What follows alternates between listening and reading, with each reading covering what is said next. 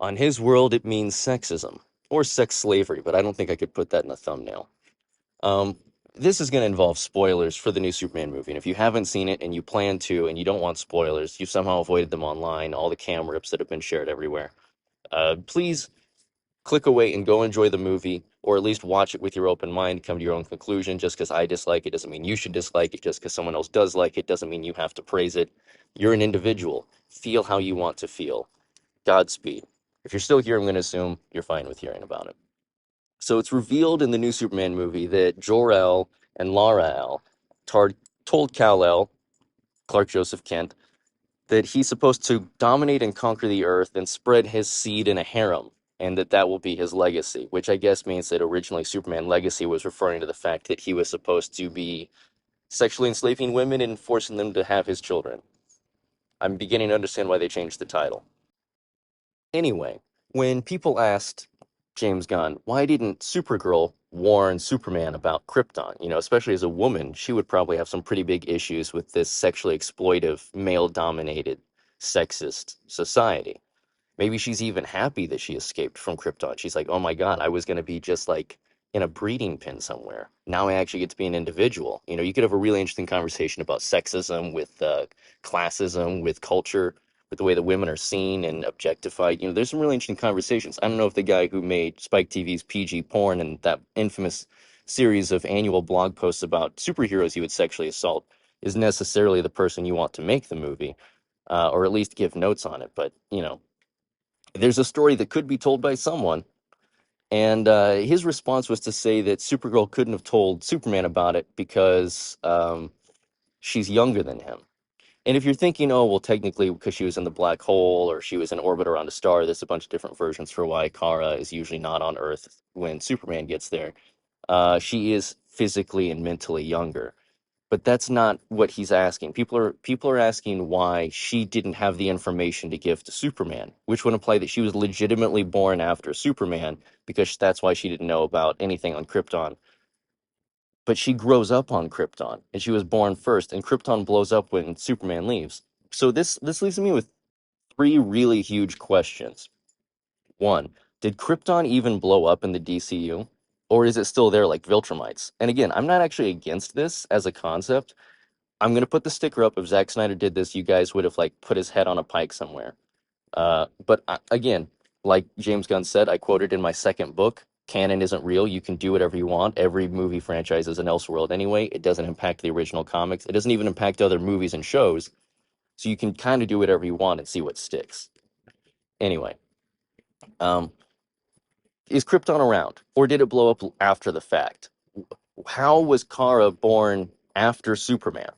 Kara having a Krypton to grieve and miss is a big part of what makes her different from Kal-El. So part of me does think that robbing her of a Krypton to grieve for removes a lot of what made her character so interesting. In fact, it was my biggest issue when what was the guy? The guy who did Kingsman and that shitty Argyle movie, when he said he wanted to reboot Man of Steel but keep Henry Cavill, and he pitched his origin story for how he would do it, and he was just giving Kal-El Kara's backstory. I always thought that was weird. The second thing that really confuses me about this is it really the just the L's, like he said? Is it just the L's who were evil, or is it all of Krypton? Because I think both options are bad, but I think making it just the L's is worse, because that makes like all of Krypton as a negative conquering species has narrative potential. It kind of makes them like the people from Daxam, or you know, maybe a little bit like the alien version of like Hawk Girl. I think right now the one in the show or in the movie is Kendra, not Shaira. So I don't know if they're doing Egyptian reincarnation or alien, or I was just a barista. I don't know why they. Sorry, she says that a lot in Legends of Tomorrow. I was just a barista a week ago, and here I am on Legends of Tomorrow. Sorry. Good show, bad season. Um, so I think the narrative potential of making Krypton antagonistic, since most of the Kryptonians you encounter in the comics are negative individuals, they are pretty toxic and bad people. It doesn't really change a lot about the survivors, but it does then imply that Superman has to like either keep Earth low key so that more Kryptonians don't show up, or be such a badass that Kryptonians are like, we don't want to fuck with that. And then does that mean that he's protecting Earth, but all the other planets are still being subjugated by his own people? Is there like a whole thing where They're like the Spartan culture of space where everyone hates them. I don't know. Again, I think making all of Krypton evil is the more narratively rich and interesting option here.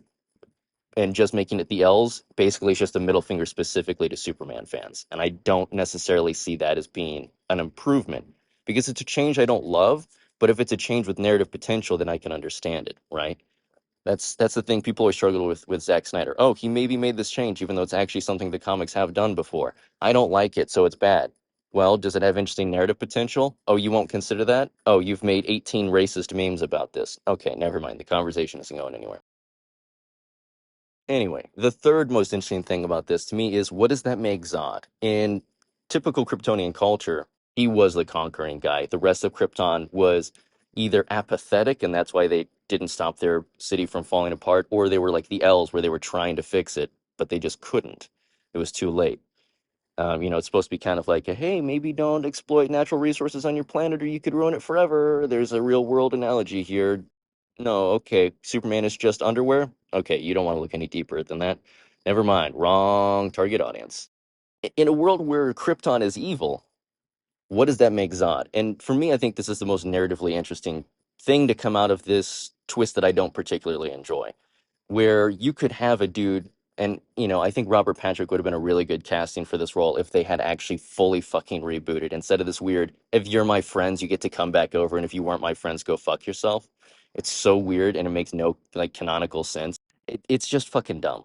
Anyway, but in light of that, I think Michael Biehn or Stephen Lang would be amazing choices for Zod, who was the best warrior conquering guy ever, but then he didn't have the heart to enslave a planet. He fell in love, and that's why he was put in like the Phantom Zone. You could even use the Phantom Zone as like you could have a really interesting conversation about the guy who didn't want to conquer, and the Phantom Zone is actually just a huge internment camp that they were running. You could really have a conversation about politics. You'd have a conversation about all of this in a state where people won't take a side because Krypton isn't real, right? The Phantom Zone isn't real. So people are going to be able to look at that in a vacuum, the vacuum of space, you might say, and maybe realize some things about morality that they aren't willing to accept because of their biases for or against specific political regimes in North America and South America and the wider world overall, so on. That's kind of the beauty of science fiction is that you can look at a topic and have a conversation about an idea and divorce it so much from reality that people can see it from a new perspective.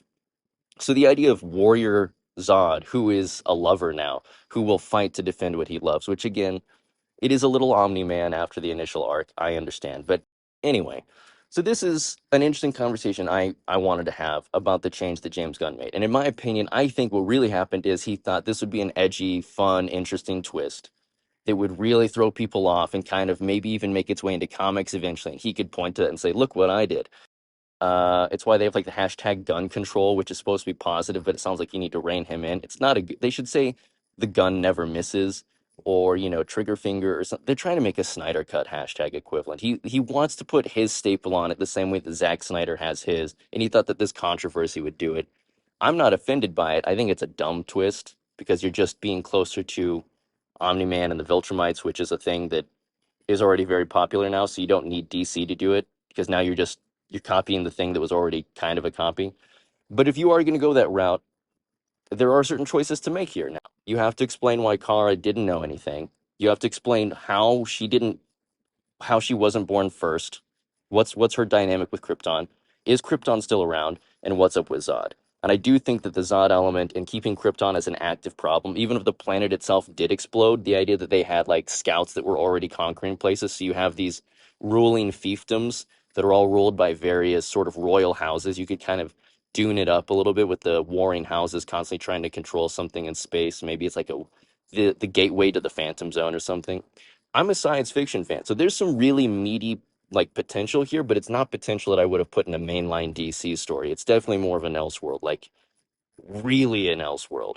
But I also don't give a shit about the DCU, so I'm fine with totally going off the deep end and doing crazy shit. I don't care if they make 4 movies or 400, as long as they also make other movies that I can watch and enjoy. I don't need to rain on your parade to go enjoy mine. It's not really the way this works. Actually, with a parade, you can just wait, and then the float you're waiting for will be there too.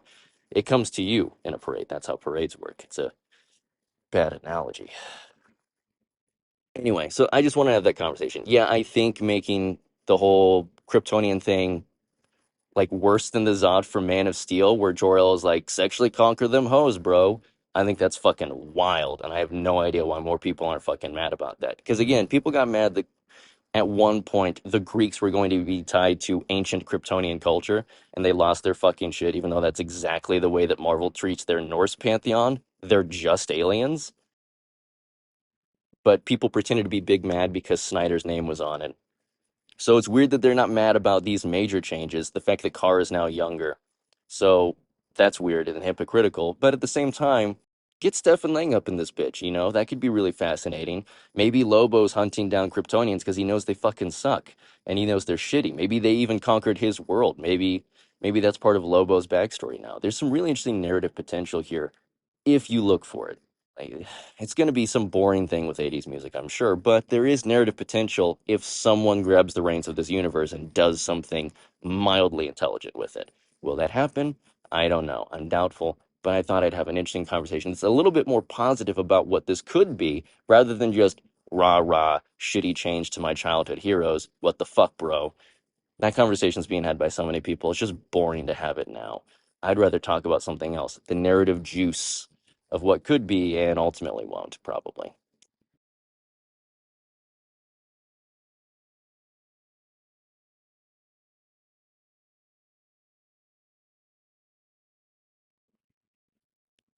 What is with James Gunn and evil dads? What was with his father?